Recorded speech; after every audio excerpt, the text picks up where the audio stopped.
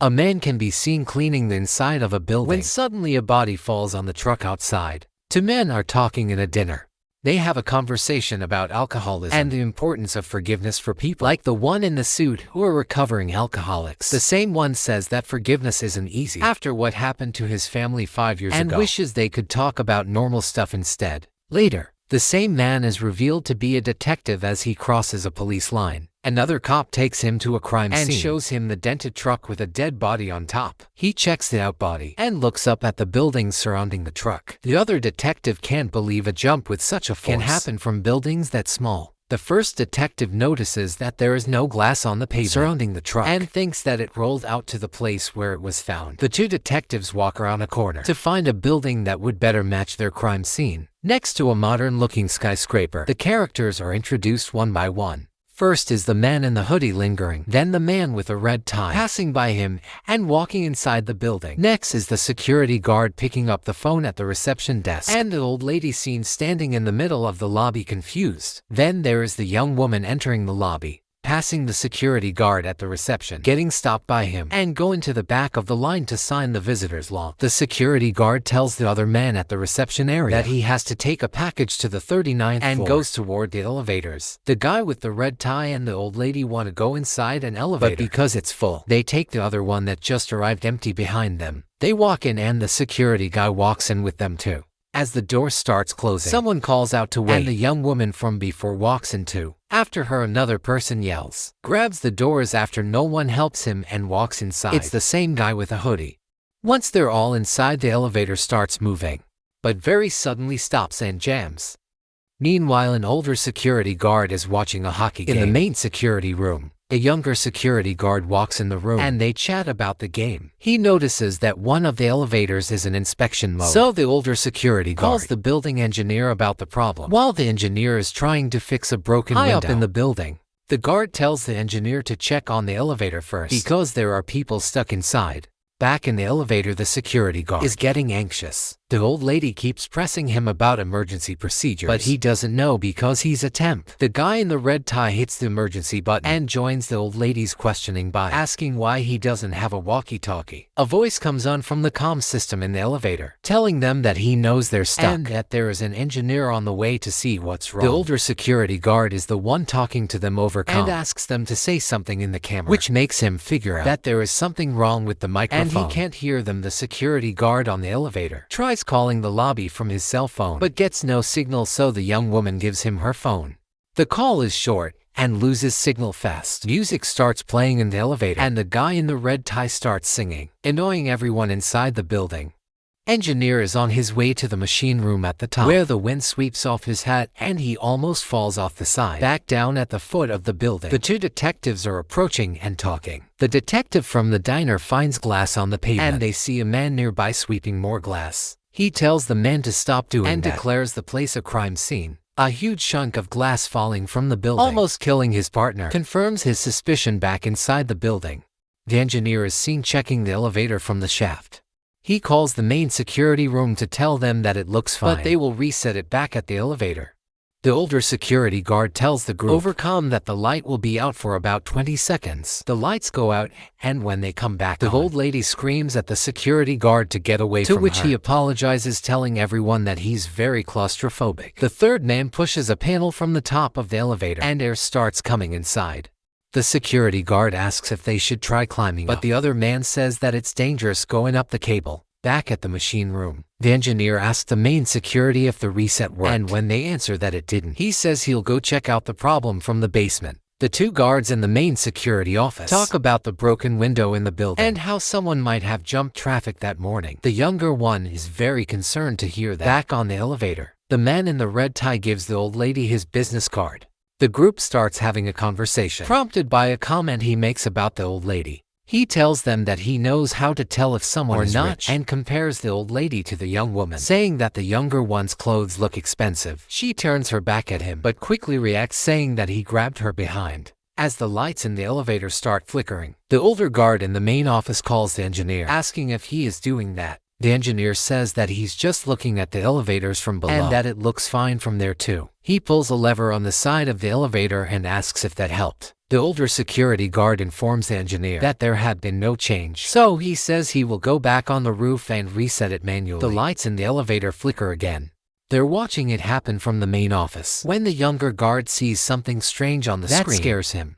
The engineer hears a strange noise and follows it under the elevators, chasing after it. He almost gets crushed by an elevator dropping down the shafts. The lights in the elevator flicker again and then go out completely. Strange noises are heard in the elevator as the lights go on and off. When the light comes back on for the third time, the young woman is lying on the ground. The guards in the main office ask what's going on. When the younger one notices that the young woman's back is hurt, the people inside are panicking.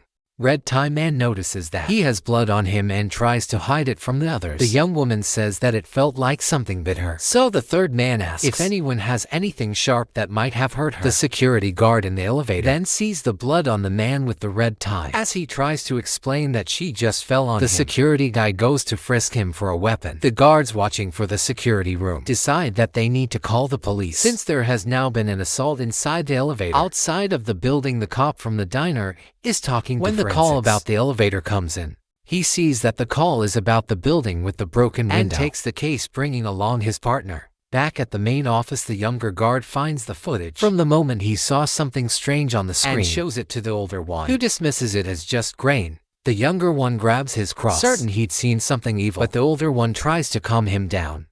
Inside of the elevator, the security guard and the third man try to pry open the doors, even if they could. They don't know if there's an opening in the shaft they could climb to. The old lady is afraid that the elevator is just dangling and might drop down. The man in the red tie tries to help with the doors, but he's sent to the back of the elevator away from the others, so to keep an eye on him, still thinking that he hurt the young woman. In the meantime, the two detectives arrive at the main security office, where the older guard shows them the security camera and explains the assault. He tells them that the others in the elevator think the man in the red tie was to blame. After the detective assesses the situation, he tells the security guards that they should ask for a repairman from the elevator company and tells his partner to call the fire department. He then asks about the people inside, particularly interested about the security guard. After finding out that he's a temp, he tells the guards in the main office to pull up his files. The younger guard tells him about what he saw on the footage, but the older guard brushes it off again. The detective dismisses it too and tells the people in the elevator to show their IDs to the camera, so he can see who they are. Unfortunately, the writing on the IDs is illegible. So the detectives and the older security go to the lobby to check the visitors log and find out that way back at the main security office, the younger guard is keeping track on the security camera from the elevator when the lights inside flicker again. Inside of the elevator, the young woman suddenly sees all of the people disappear and reappear as bloody dead bodies on the floor. A second later, it's as if that never happened and everyone is in their place. The lights go out completely again. The mirror in the elevator shatters, and strange noises are heard in the dark again. When the light comes back on, the man with the red tie is revealed to be stabbed in the neck with a piece of glass from the mirror. Meanwhile, the younger guard calls the two detectives back. They see that the man is dead, so the detective calls for backup. When he starts reviewing the footage, the younger guard starts telling everyone a story. He says that situations like these always start with a suicide and people getting hurt when the devil is near. Sometimes he takes human form and torments people. The last thing he says is that one of those people in the elevator might be the devil. The detectives are interested in what the guard is saying. Continue reviewing the footage and suspect the security guard in the elevator might be involved in the murder. The partner says that his files show him to be a violent criminal. The group inside the elevator is also talking about who the murderer might be. The fire department arrives at the building. In the main security office, the detective tells the people inside the elevator that the place is a crime scene. Now the detective doubts that what happened was an accident, but says the people don't look like killers. He gets an idea and asks one of them to volunteer. He then tells the man to take out a piece of paper from the dead man's pocket. The man raises up a letter to the camera, which the people in the office decipher and realize the dead man was going to see someone in the building. The detectives go to meet with the fire department and after, the detective from the diner goes to the level of the building. With a broken window, forensics tell him that the suicide note the jumper left is very strange, with the words "I can hear the devil's footsteps" written last outside of the elevator. The firemen try to pry the doors open, but they won't budge inside.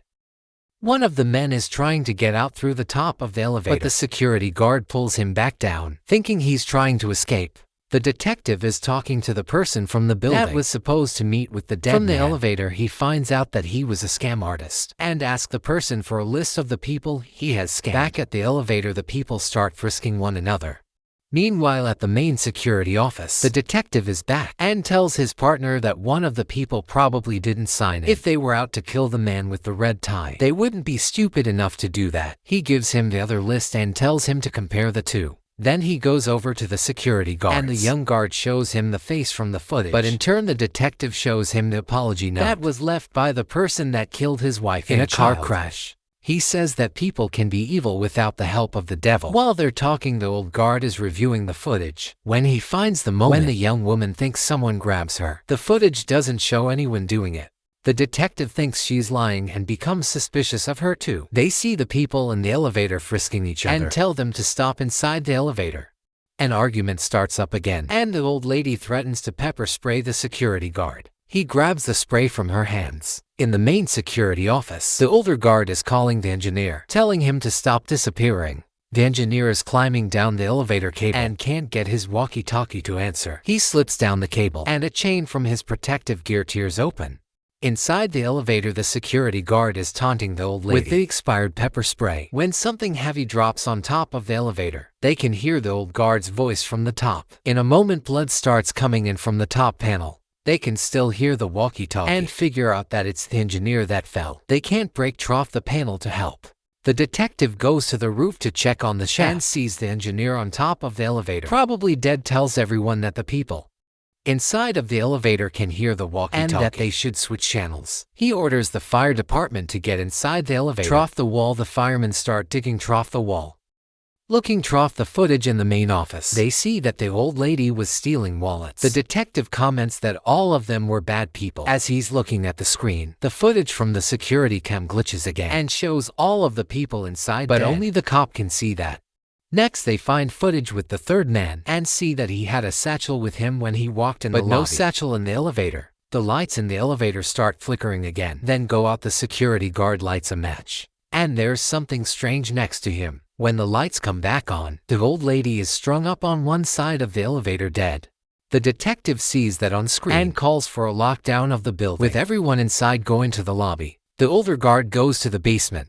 The detective and the younger guard are the only ones in the office, so the younger guard says there is a reason that they are the devil's audience. Inside the elevator, the two men take the old lady's body down. Meanwhile, the detectives look for the satchel and find it in a restroom near the lobby. The satchel has tools inside that the detective suspect might be used to rig an elevator. Back in the main office, the younger guard is left alone. So, he starts reciting prayers over the comm. The people in the elevator don't like what he's doing. They talk a little, but quickly a fight between the two men ensues. The young woman is calling for the security guard to kill the other man. Back in the main office, while the guard is still praying, the detectives walk in and see what's happening in the elevator. They order the people to back away and put their hands on the walls. As the people in the elevator settle down, the cop asks the younger guard how his story ends. He tells him that they all die. His partner then tells him that the young woman has a record too, that she was married to a rich man, and that she was in the building to see a lawyer. The two of them run in the lobby and find the lawyer. The only information he can reveal is that they should look into the people closest to her, and that his specialty is forensic accounting. The detective asks to get the woman's husband on the phone. Meanwhile, the old security guard is in the basement and turns off the water. He informs the firemen, and they continue breaking trough the wall. While still in the basement, he finds a wire that is dipped in water and tries to get it out. Moments later in the lobby, the people that are gathered start screaming as he falls over. The detectives run to his aid, but he dies back inside the elevator. The three people remaining start arguing again.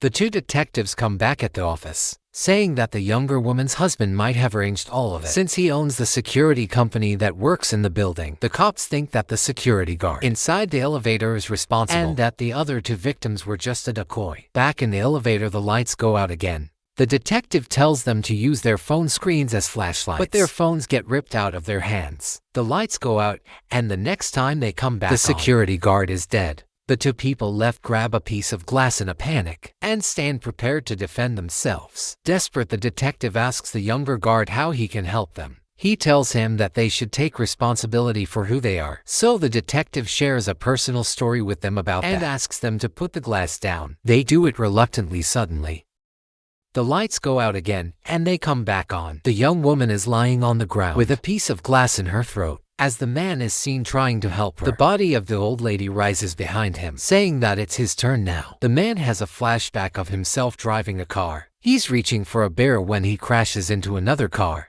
He gets out of his car and sees the other one in a ditch. A woman lies pinned by a car, and before she dies, she points to her child lying in the grass in front of the car. The man can't believe what he has done and leaves the scene, leaving a note on the window of the other car. Back in the elevator, he keeps repeating that he's sorry and begs the old lady, the devil, to take him instead of the young woman. The devil refuses the bargain and hurls the elevator down the shaft. When it stops, the man finds the engineer's radio and starts talking. He tells the detective what he's done. The detective and the young guard are listening to him and realize what that means.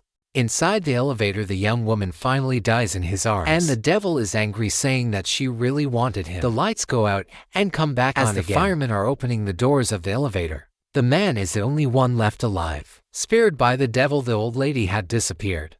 Later, paramedics are taking out the bodies, and the detective sees the man sitting in the lobby. He says he will take him in the station next. The two of them are seen in a car. The man is in the back seat. The detective tells him that it was his family that he killed that day, but that after all of this time he forgives him.